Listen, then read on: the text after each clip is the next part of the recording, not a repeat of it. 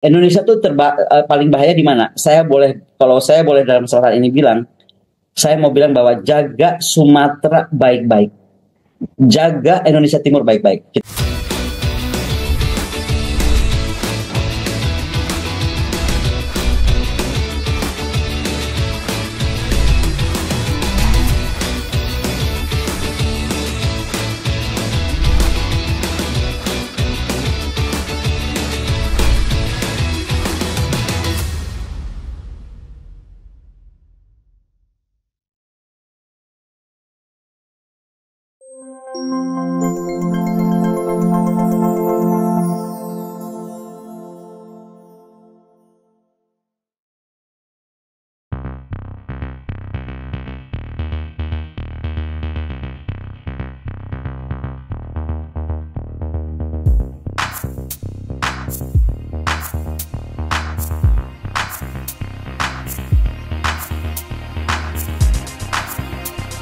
Bagaimana menggunakan ekonomi sebagai senjata, dan ini persis sama dengan kondisi perang dunia 1 dan 2 ketika perebutan pasar, blok perdagangan, akses bahan mentah menjadi alasan perang.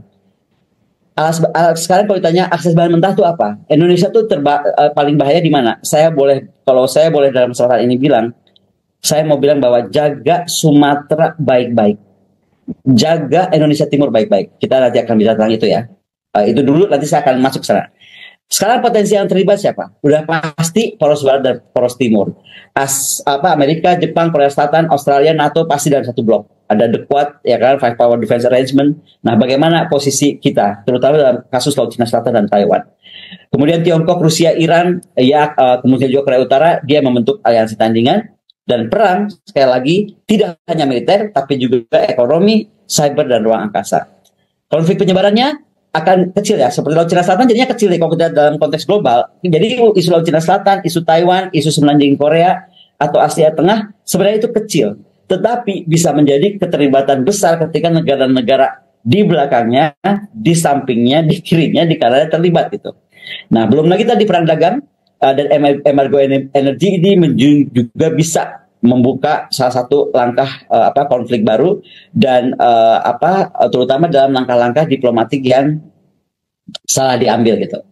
Nah, sebenarnya nasib negara-negara Asia yang lebih lemah itu akan parah. Siapa negara-negara Asia yang lebih lemah itu?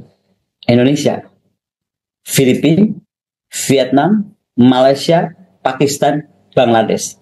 Kita akan berada dalam posisi lebih sulit dibandingkan negara-negara Asia lainnya. Gitu. Makanya nggak bisa bermain-main. Kepala negara, pemimpin negara itu harus betul-betul menjaga bagaimana policy kita untuk menghindari konflik dan penyebaran terjadi.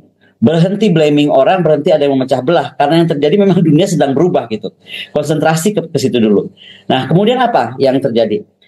Peluang netralitas bisa. Apa? Misalnya negara-negara Asia bisa seperti tadi kita itu ya, bisa menciptakan the new non-block. Ya kan, saya, Pak Erlangga dan kawan-kawan di Sorbonne, di mana di Brasil, di mana-mana sedang mendorong sekali itu sejak beberapa tahun lalu. Kalau diikuti, kami itu buat perkumpulan para akademisi yang bergerak dalam neo non-alignment movement, kalau boleh disebut demikian. Kita berpusat di Sorbonne di Paris. Nah, kemudian bagaimana negara Asia itu harusnya memperkuat ketahanan nasional dia, diplomasi dia harus lebih kuat, dan militernya sendiri harus lebih kuat. Saya pribadi sekali lagi melihat RUU TNI yang baru itu satu hal di pasal 3 itu sebenarnya memperlemah militer kita. Nah, Asia Tenggara dan Asia Selatan ini menjadi area perebutan pengaruh, investasi kekuatan besar, dan negara dengan ekonomi lemah atau utang yang tinggi itu beresiko untuk menjadi pion atau konflik proksi. Nah, jangan sampai Indonesia ini dijadikan negara pion atau menjadi Ukraina. Baik Indonesia secara keseluruhan atau mulai dari Papua atau mulai dari Sumatera. Yang tadi saya sebut ada 2 tempat yang menurut saya agak berbahaya dalam kasus rare earth element ya. Pertama Sumatera dan kedua adalah Indonesia bagian timur. Dan ini menimbulkan potensi krisis, yaitu ketergantungan impor pangan dan energi dan bahan-bahan rare earth material, selain juga kerentanan mata uang dan sebagainya. Tadi saya sudah sebutkan tentang rare earth material atau orang bilangnya juga rare earth element. Ini menurut saya adalah bentuk perang baru. Kenapa? Karena skenario konflik perebutan logam tanah jarang atau kita sebutnya rare earth element itu adalah sangat penting. Hari ini kita kalau bicara tentang rare earth element, kita bicara tentang teknologi canggih. kendaraan listrik, tentang turbin angin, tentang AI, tentang sistem senjata militer, tentang komputasi kuantum. Itu semua memerlukan itu. Nah, hari ini adalah Tiongkok yang menguasai lebih dari 70%, malah ada yang bilang sudah 90% kapasitas pemrosesan rare earth material ini. Negara BRICS, dan kita bersyukur kita gabung di BRICS, tapi sekali lagi kita harus bergabung sebagai pemain ya, bukan penonton. Itu bagaimana Tiongkok, Rusia, Afrika Selatan telah menguasai cadangan dan produksi logam kritis ini secara global, termasuk apa? Lithium, kobalt, nikel. Kelebihan Indonesia, kita juga punya uranium yang besar. Nah, negara-negara Uni Eropa, Amerika Serikat, Jepang, dan Korea itu akan bergantung sangat pada impor dan rentan terhadap gangguan pasokan.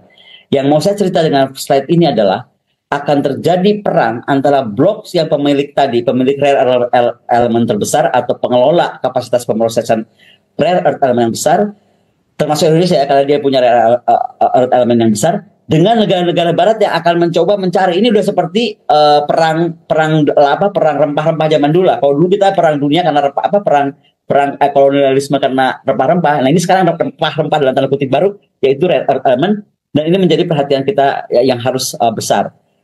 Kenapa? Karena akan memicu konflik antara blok BRICS tadi yang saya sampaikan dengan blok NATO atau UI, Uni Eropa atau Amerika Serikat.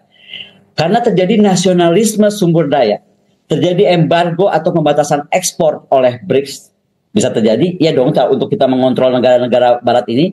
Sebagai respon terhadap sanksi politik atau ekonomi yang terjadi, dipikirkankah tidak ini oleh Trump dengan kebijakannya? By the way, saya itu pemuja Trump soalnya, jadi saya agak kaget dan pengen tahu dia kenapa ya berani banget memikirkan cara-cara tarif seperti itu. Di lain sisi adalah tidak langsung berupa perang konvensional, tapi lebih perang geoekonomi. Yang paling penting adalah akan dimainkannya rantai pasokan, logistik perang. Nah, bagaimana sekarang proksi akan mineral tadi, rare earth, itu akan terjadi di Afrika Tengah, Sumatera, Amerika Selatan. Catat ya, kita ada di situ. Jadi ini mesti sangat hati-hati.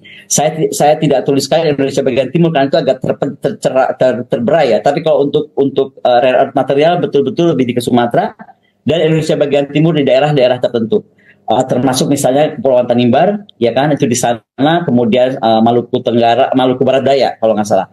Jadi akan ke sana. Belum lagi isu-isu di Papua yang akan sangat mudah bergeser ke arah masuk ke arah Maluku dan lain-lain. Nah, ada kemungkinan eskalasi terjadi baik dari Laut Cina Selatan atau dari Kutub Utara, yaitu yang kayak sumber daya juga. Terserah nih mulainya dari mana, tapi kemungkinan eskalasi itu mungkin terjadi. Nah, jika perang terbuka pecah, gitu kan, maka sekali lagi kebijakan Trump ini akan memicu pergeseran sistemik menuju ketegangan multipolar. Krisis energi pangan, lalu blokade perdagangan, keruntuhan pasar ekspor, gangguan rantai pasok, gitu kan, munter ya. Lalu lonjakan pengungsi dan krisis kemanusiaan lintas negara. Ini yang ada di depan mata kita semua.